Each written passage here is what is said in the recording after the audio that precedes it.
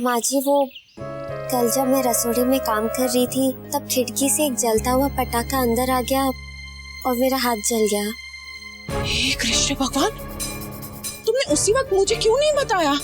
वो माँ जी किंजल बिन के सासरे वाले आए थे तो मैंने सोचा कि सब परेशान हो जाएंगे, इसलिए मैंने नहीं बताया। देखा कोकिला, इसे हमेशा दूसरों का ख्याल रहता है, अपने आप पर तो ये ध्यान ही नहीं देती।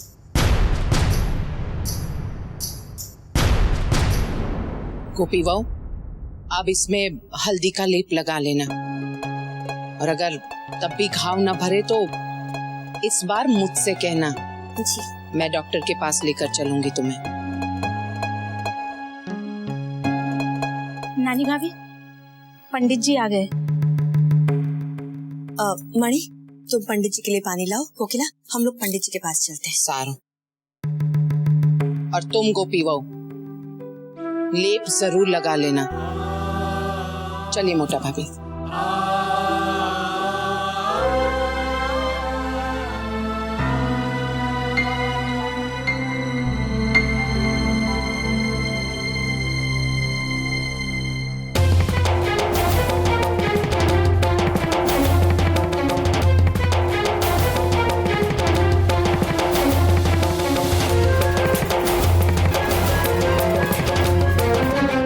जय श्री कृष्ण पंडित जी। जय श्री कृष्ण। नए साल की हमारी तरफ से शुभकामनाएं। आपना पूरा परिवार ने नवा वर्षनी शुभकामनाओं। मणि, जाकर देखो कौन है दरवाजे पर। मैंने आपकी दिकरी की शादी के लिए एक बहुत ही शुभ मुहूर्त निकाला है।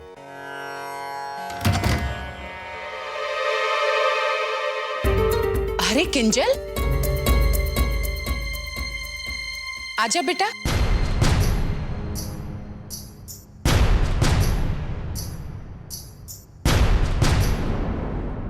बिल्कुल सही समय पर आई हो।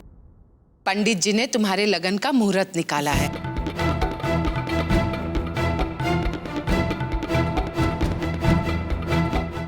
हाँ तो पंडित जी बताइए। आम तो मैं एक नहीं बेशुभ मुहूर्त काढ़िया छे।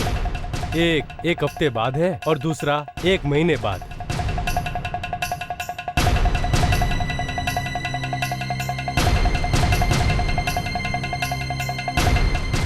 माँ, मेरे सिर में दर्द है, मैं जाकर कमरे में आराम करती हूँ।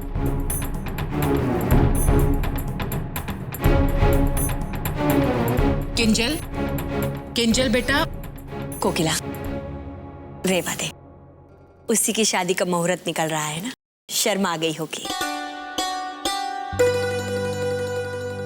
हाँ तो पंडित जी, मैं ये सोच रही हूँ कि 1 हफ्ते के बाद वाला मुहूर्त उससे बेहतर होगा कि 1 महीने बाद वाला मुहूर्त, क्योंकि शादी की ढेर सारी तैयारियां, उसके लिए भी तो समय चाहिए हमें। ठीक है।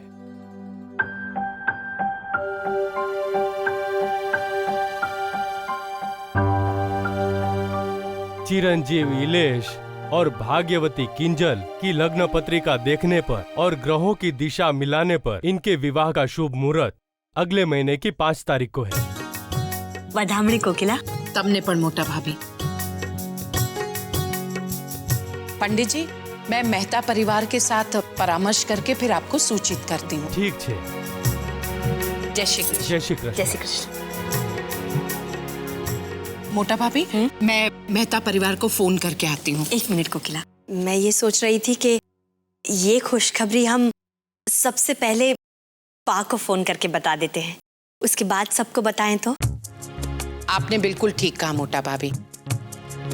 और हाँ, फिलहाल तो मैं किंजल के कमरे में जाती हूँ और उसे शादी की तारीख बताती हूँ, और उसको कल मैंने जो जेवर दिए थे वो वापस भी लेना चाहती हूँ, क्योंकि मैं नहीं चाहती हूँ कि इससे पहले जेवरों को लेकर जो गड़बड़ी हुई थी वो दोबारा हो।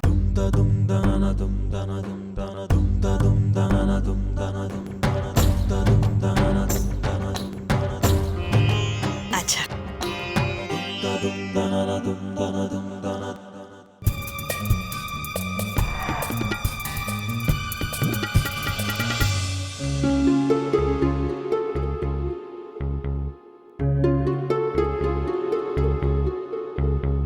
इस डॉक्टर की रिपोर्ट को कहीं छुपा कर रखना होगा, कम से कम तब तक के लिए, जब तक मैं सोच ना लूं कि मुझे क्या करना है।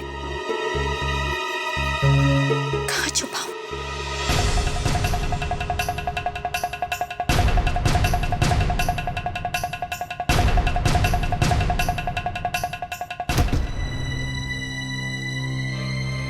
किंजल बेटा,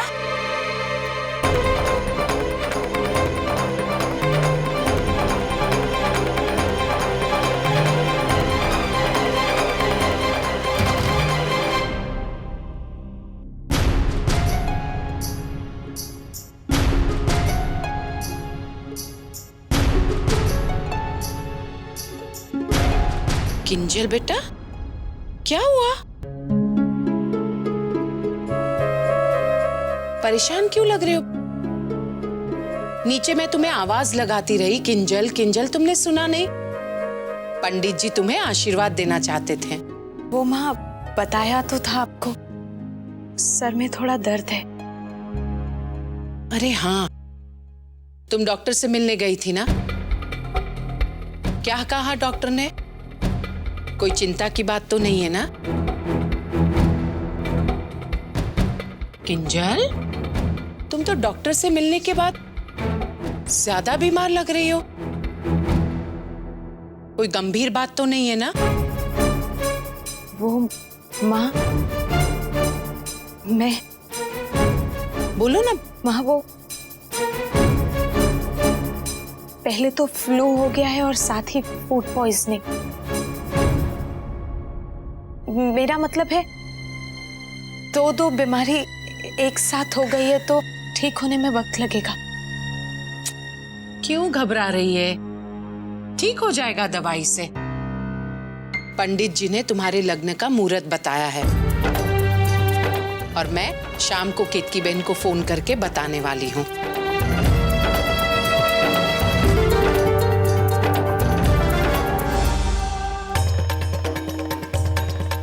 किंजल,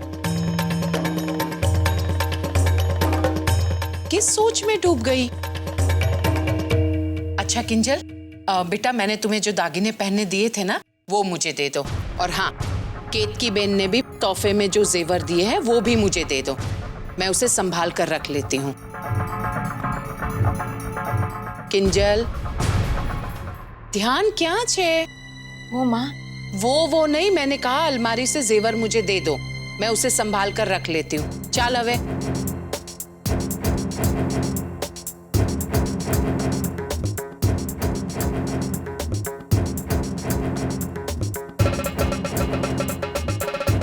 किंजल, कितनी लापरवाह हो तुम।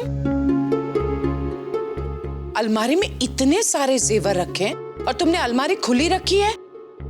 हे भगवान, कल को सासरे जाएगी तो तुम अपनी माँ का ही नाम खराब करोगी कि तुम्हारी माँ ने तुम्हें कुछ नहीं सिखाया। चल अवे, दे दो मुझे जेवर।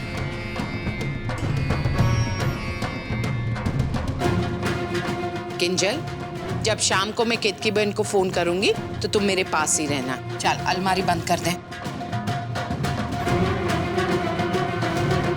जाओ आराम कर लो।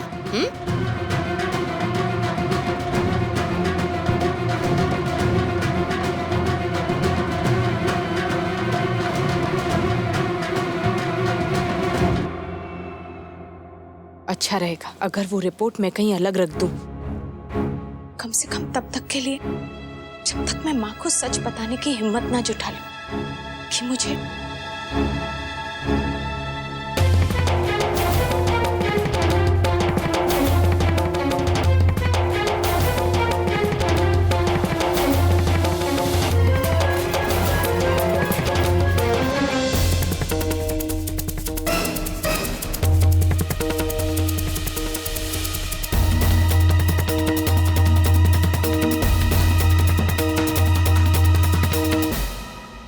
गई, यही तो रखी थी।